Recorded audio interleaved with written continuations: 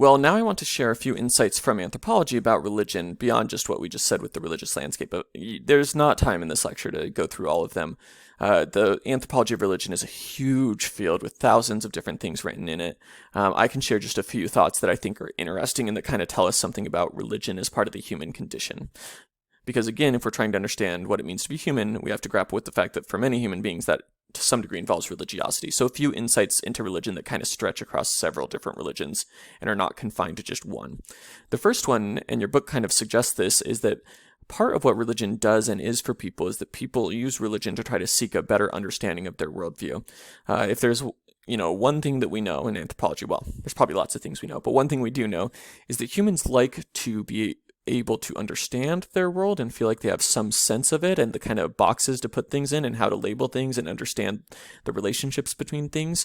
We're all sort of scientists in that way. Our brains are sort of hardwired for that. So we seek understanding, and religion is often one of the lenses by which people use for that. So within AZANDE witchcraft, for example, sorry for the weird background on this slide, it's from a different lecture. Within AZANDE witchcraft, for example, it's not only a way of understanding why bad things happen at specific bad times to specific people, but also it's a way of understanding who has beef with who and what the social issues are in your society. And in both senses, it provides a lens to understand your broader world. People oftentimes within religions turn to authority figures or authoritative texts, such as the Bible or Quran or Tao Te Ching or religious leadership, as ways of trying to better understand their world.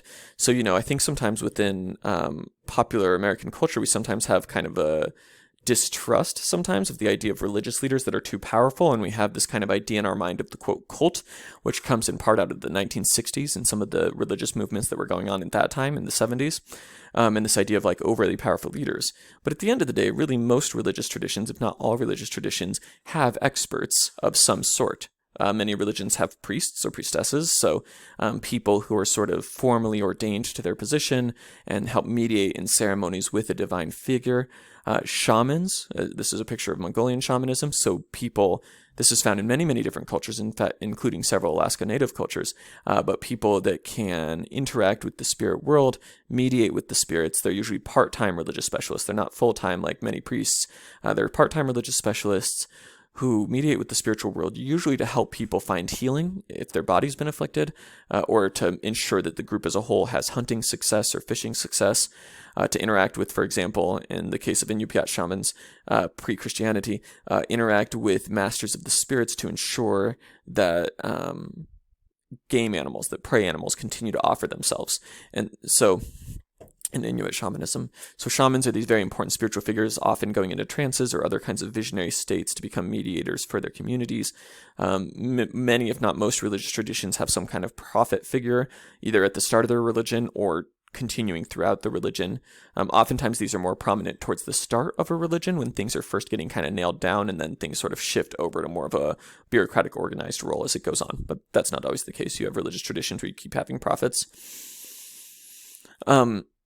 So most religions have some kind of authority figure who is thought to be more conversant with the spirits, closer to the spirits, better able to understand the gods or God's will or the divine, and able to teach the people. And again, although in American pop culture we're kind of unique in kind of having a distrust of that, and I think that relates to our experiences with certain groups in the 60s and 70s, a couple of which became self-destructive, as we know. Even though we've had that experience in American pop culture, and even though we also kind of come from a tradition which really values independence, right, and freedom, so we kind of balk at authority, at the same time, many Americans and many people in general kind of turn to religious authority figures, and we should understand that perhaps as not all that unusual. That's not sort of specific to religion. And, when you go do sports, you have a coach. You don't just, I was a cross-country runner, you don't just throw a bunch of people together and say, hey, become a cross-country team. You have coaches that coach you along in the process and know more about running and that you have to listen to. As sports would suggest, in some sports, the coach is even more important. They call the shots, right? Something like football. Whereas in other sports, like cross-country, they're sort of important. So the idea of having experts is simply an acknowledgement in the sphere of sports that some people know more than others, and also that you need somebody to call the shots. We see the same thing in politics. We see the same thing as in legal matters. Not everybody gets to be a judge. And so it's not sort of shocking that we see it in religious behavior as well. I'd like to also briefly talk about another thing that sometimes gets sort of misunderstood because of our pop culture, which is ritual. I ask my anthropology of religion class, what comes to your mind when you hear the word ritual? And, people will say all sorts of things, but sometimes people will say like cultish or weird or sacrifice. And, we do sometimes think of that as ritual, how we think of ritual. And I think that reflects a lot of things, including the facts that, again, as Americans, I think we kind of push back against the idea of control a lot of times, although some of us don't. And then I think also it comes from the fact that the United States was founded largely by Protestant people, and Western European Protestantism was partly a reaction to sort of what was seen as the over-ritualism of sort of early Renaissance Catholicism. And so, there's sometimes in the American popular consciousness this kind of pushback against the idea of rituals. And if you're doing a TV show like Supernatural or something and you want to make a religious group look real weird, you have them do some kind of like ceremony where everyone's dressed the same and, speaking in a language other than English. As anthropologists, we would push back on that, and we would suggest that ritual is actually a really common human behavior. In fact, I would argue that it's almost essential to human behavior. I have here two people shaking hands, and I have a note saying super creepy cult-like behavior, because of course it's not, right? Shaking hands is something that prior to COVID, all of us do all the time, or most of us do all the time. And, it's a patterned behavior that doesn't really serve any purpose that's immediately obvious. Nothing really happens when you shake hands other than that you do a symbolic gesture that both of you recognize. And in that regard, that's a ritual. Because ritual, as your book suggests, is really a symbolic practice that's ordered and regularly repeated. Or as I define it, it's a repetitive learned symbolic behavior that follows a pattern. And so, it's not brushing your teeth, because brushing your teeth actually does something immediately obvious if you do it right, in terms of getting crap off your teeth, which, yes, is the technical dental term. But ritual would tend to be something that's learned and repetitive and follows a pattern, and it's symbolic. It represents something beyond whatever's immediately happening. And again, rituals are found in every single culture, really, and certainly they're found in every religion, whether it's a very organized religion or a very more disparate religion. Ritual is omnipresent, really. As are religious symbols. The vast majority of religions have some kind of, well, really all religions have some kind of symbolism at play by which they represent bigger concepts.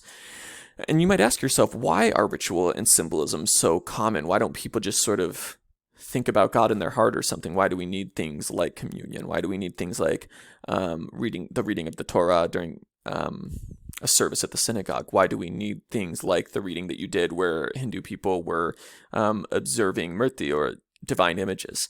Why do those things pop up in religion after religion after religion? And I would argue, as have many others, that we do this because religion sort of by its nature deals with the otherworldly, even if the otherworldly is right here, right? Even if you're believing in things, for example, like the spirits of seals and the spirits of trees and the spirits of the waters. Nonetheless, those things are sort of not always immediately obvious to us. We might see the seal and the tree and the water, but we don't really see the spirits that they contain, and unless we're some sort of visionary person. And so a lot of times in religions, we're dealing with these otherworldly things. We're also oftentimes dealing with abstract things, right? The Christian concept of grace, the Jewish concept of law, the Islamic concept of remembering, and also of submitting or deferring to God. These concepts are very abstract, right? They're not something simple like me pointing to a piece of wood and saying that's a piece of wood. So we need symbols partly to bring those kind of abstract otherworldly things down into this world and make it concrete and approachable. The yin-yang symbol, which you're probably familiar with, is a very good example coming from Chinese religion and more particularly prominent within Taoism. And it embodies the central idea of Taoism of a balance, a harmonious balance of opposites, and that sort of you never know one thing without its opposite, right? The jar is only a jar because of the inside of the jar. Light has to balance with dark. We know what light is because of darkness. We know what darkness is because of light, and so forth. Male and female energy balancing. And also the idea with the two dots that oftentimes even when two things are in balance, they've each got a little bit of the other. So, symbols then takes things that are complicated and complex and out there and abstract and bring it down into a way people can understand. And the Darshan reading, I think, was a really good example. So in the Darshan reading, which was written in the early 80s by Diane Eck, an anthropologist of a religion or a religious scholar, she talks about Darshan, the idea of taking sight and having sight and giving sight. the idea that part of what's happening when Hindu people go to temples in India is to take darshan, to be seen by the divine images. The divine images, the murti, such as the three shown here, are thought to not just be sort of representations, but also to have the divine embedded within them. That doesn't mean that the divine's sort of enclosed within the image, which is sometimes the way early Christian missionaries conceptualized it, and sort of it looked to them as what they would have understood from the Bible's idol worship. For Hindu people, it's not that the image contains the God so much as the God in mercy chooses to allow itself or himself or herself to embody within that, right? So the God is not limited to the statue, but the God chooses to allow themselves to be manifest in the statue, not entirely unlike the Eucharist within Catholic tradition, or within some other Christian traditions as well.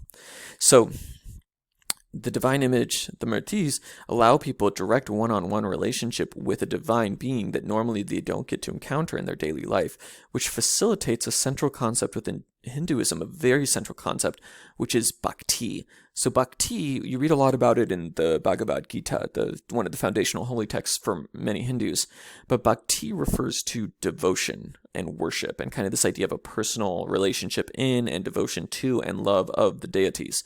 Not entirely unsimilar from the way that many American Christians conceptualize faith, for example, as sort of a direct one-on-one relationship with Jesus Christ. So bhakti is this devotionalistic worship, and that's facilitated by actually getting to see and be seen by that image, and the sight of that image is the sight of the God is supposed to fill one with power or blessings. The power is transmitted through the eyes. Furthermore, for the people that are actually the temple attendants, right, monks or nuns or whatever the case may be, they have to take care of the images and do things like sort of put their proper clothes on in the morning, get them out of bed, so to speak, wake them up, and sometimes like give food offerings to them and things like this, which can sometimes shock people that are not very familiar with Hinduism. You know, this, like, as Diane Eck puts it, this looks like playing house with God.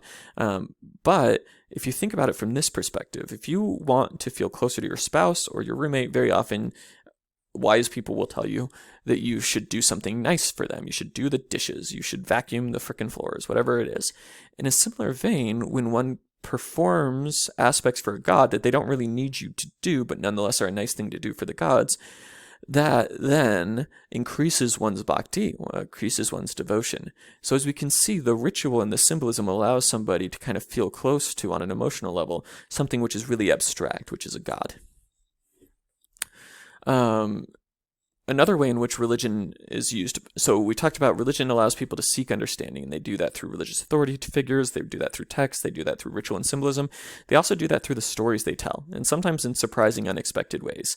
So in the nation of Tanzania, which a couple of decades ago transitioned from a form of government-controlled economy, socialism, through specifically Tanzanian version of socialism called Umama, and then as that transitioned to a much more free market capitalism kind of country, people were kind of left to deal with and understand the workings of capitalism after having not experienced it for many decades. And, you know, in fairness, you may not have ever thought of it this way, or maybe you do. Capitalism can be really confusing. So the one example is the Dala Dala buses, which are these small to large buses that different people will run. And, you know, it's not like Greyhound with like thousands of buses. It's like one person with one bus, or a company with 3 buses or something like that. And these Dala Dala buses will, some of those companies have, you know, people invested a bunch of money to buy themselves a bus, and their company took off, and they've been really successful, and others have not been successful. And, you know, to an outsider looking in, for people that aren't part of the bus companies and are just outsiders observing this, it's sometimes really seems irrational or nonsensical. Why was that bus company successful and that wasn't? You know, and we could say the same thing in the United States. Why did Facebook take off but not other social media platforms doing similar things? And sometimes that's just who got to market quicker. But also sometimes it appears almost irrational. And so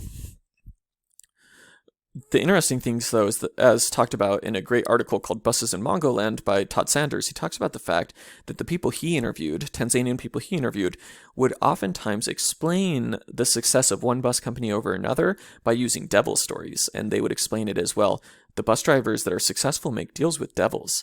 And sometimes those deals are kind of horrific Faustian things, like they have to run over one person a year or something. And sometimes they're really kind of just nonsense easy rituals, like every time you pass a corner you have to kick the what do you call it, the bumper of the car, the fender. And as he points out, there's kind of these two different types of devil stories, one of which explains the success by saying that they're doing evil things with the devils, and other things that say that they're just doing kind of irrational, like odd rituals. And as he points out, those kind of reflect two very different ways of looking at the economy. As he puts out, early Tanzanian socialism saw the world as something where there's only so much wealth, and outsiders are taking it away from us, and rich people are taking it away from us, so we have to divide the pie equally and block out the outsiders. And so it was very much a world where for one person to succeed above another, that must mean that they're taking advantage of somebody. And so that's sort of reflected in the devil stories about, you know, people having to do human sacrifice or something to have their bus company succeed. But sort of the capitalist vision of the world in modern Tanzania is sort of this idea that everybody can prosper, right? We're all going to prosper together. The free market's going to do its thing, and everybody's going to have economic growth, and we're all going to get rich. Well, maybe not rich, but successful.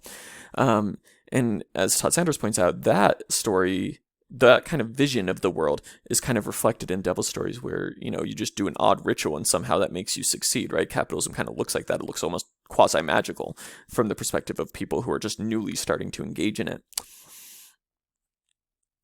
And so, all of this to say that we use religion as a way of understanding all sorts of things: our health, our fertility, our well-being, the success of our society, how we should live our lives, or even in this case, why one bus company thrives and another fails.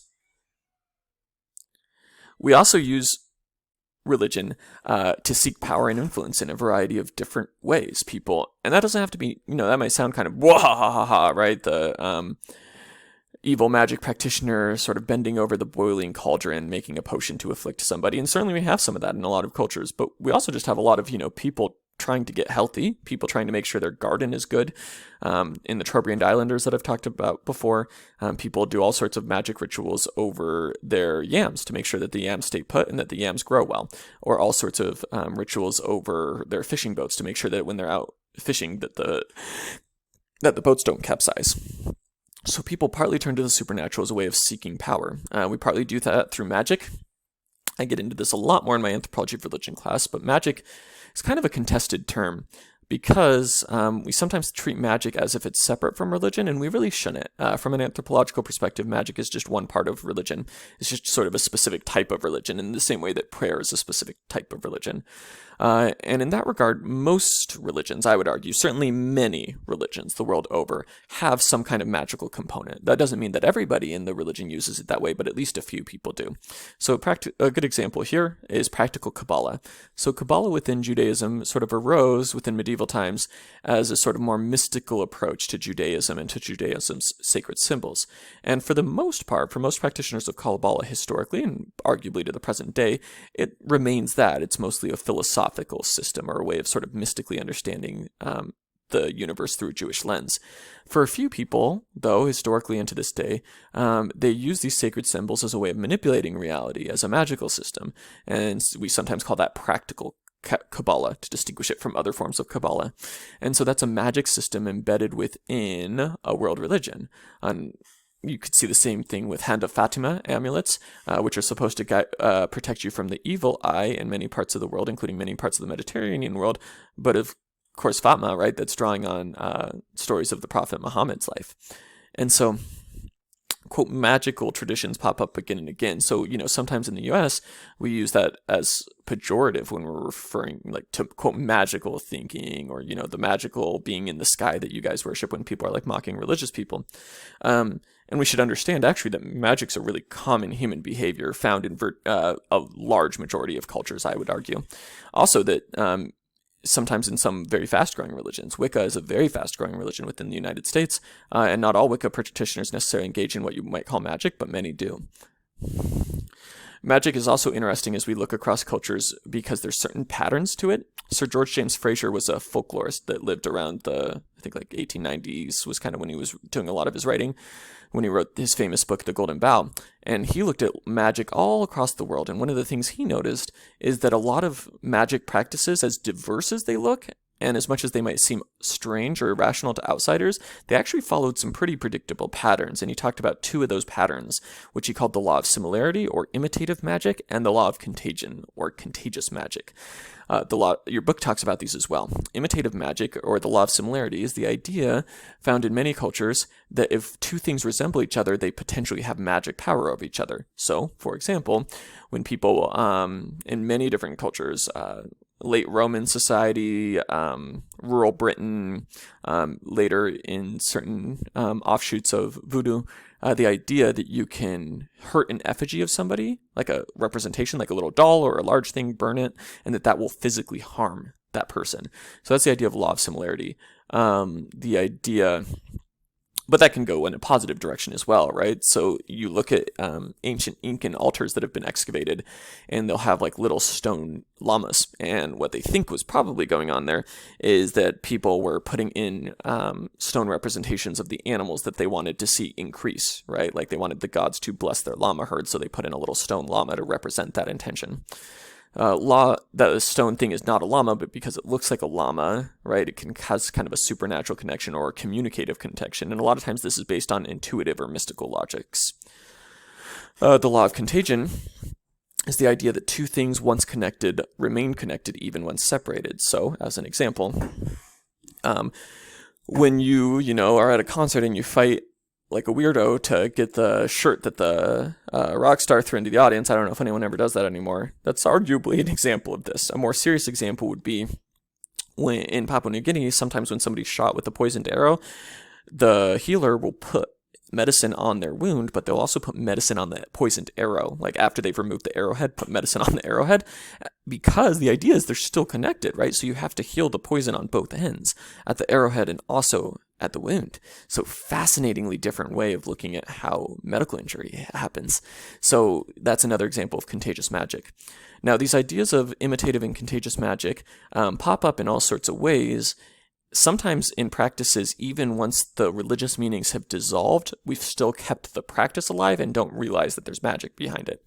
So a good example is the idea of knocking on wood. So within American culture, it's not uncommon when you want good luck for people to say, knock on wood, and that'll give you good luck. Well, where does that come from? Well, it's very likely that it has a couple of potential origins. One of which is that in medieval Europe, people would sometimes have to shake the logs or trees that their houses were made out of to get out the evil spirits. That's one possibility. Another possibility that's been proposed is that this practice of knocking on wood for good luck came from the fact that in medieval Europe, people would carry around pieces of wood that were allegedly pieces of the cross Jesus died on, and that were therefore thought to have good magical power, good luck. So this is sort of contagious magic, right? The idea that even after Jesus has been removed from the cross still has healing power. And I don't say that to be offensive towards these beliefs or practices or the idea of relics, which are found in many cultures, but to suggest that it speaks to a practice we see in a lot of cultures where things that were once connected retain the power of each other. Over time, though, that then translated into not just touching pieces of the cross, but touching just pieces of wood in general, or knocking on wood, which is arguably an example of imitative magic. Because when I knock on my desk, first of all, I'm not even sure my desk is actually wood or some kind of fake wood. But anyways, when I knock on wood, the wood is not the wood of the cross, but it's sort of remembering that connection, even though none of us really remember that anymore. So you have these sort of religious magical ideas popping up all over the place sometimes when we don't realize it. Same thing with walking under a ladder, black cats, all of that. The number 13, which is in theory unlucky, and this module is module 13, which is, I don't know that was intentional, but kind of interesting. Finally, another reason people turn to religion, I think, is to seek harmony and unity. So go to this link on your own time, because it won't do it right if I just click it. But basically, this is from when there was rampant wildfires in Australia, which you'll remember from 2019, and you had Aboriginal Australians who gathered from many different locations to have a large totemic ceremony, as they said it, to connect to the earth and to bring healing to the earth. So oftentimes religion is about healing and harmony and bringing harmony to things that were once divided. So indeed, the term religion actually comes from Latin religare, which means to tie together again. Re, as in like to do something again, as in return. And then ligare is like ligament, so to tie something together. So the idea of religion linguistically is that it's supposed to unite things. And indeed, this is what religion does for Aboriginal Australian people. We've talked a number of times about the totemic ceremonies and sacred lands of Aboriginal Australians. Interestingly, Emil Durkheim, which I think the text might briefly make mention to, he's a famous sociologist, anthropologist from way back in the day, and his take on it was that ceremonies like this for Aboriginal Australians cause people to sort of feel social effervescence, this like highly charged feeling of social unity that they then endow with sacredness. And so it allows the group to sort of stay unified. Well, those are two very different takes on it. One's kind of an edict or outsider take that it's there, that religious practice exists to unify the society. Another's a very insider perspective from the actual practitioners that it's there to help heal the earth and unify the earth. And I don't think those are mutually exclusive at all. I think those can both be very true. At the same time, you know, when those kinds of relationships that religion is meant to bind together are dissolved, that can lead to conflict. So my own research has been predominantly, for a number of years, was with the San Francisco Peaks, a mountain in Arizona, which has been had a ski resort placed on it, and the ski resort wants to do is doing artificial snowmaking, where they use machines to take water and freeze it into snow because they don't get enough snow on the mountain for a reliable ski season. And so that has been opposed by a number of different native tribes in the area because the San Francisco Peaks is sacred to 13 different indigenous nations, and many feel that this would irreparably harm religious practices, including the Navajo people whom I've studied with, many of whom feel like this will pollute healing plants, that the water, which is made out of reclaimed water that's gone down the toilet and been cleaned, water that's been down the drain and been cleaned, that it will pollute the prayer sites, that it will pollute specifically the healing plants, and that it would in general make the soil not as effective because the soil is used in ceremonies. And so religion can also lead to conflict and protest and activism when people feel as if the harmony that they're seeking has been disrupted.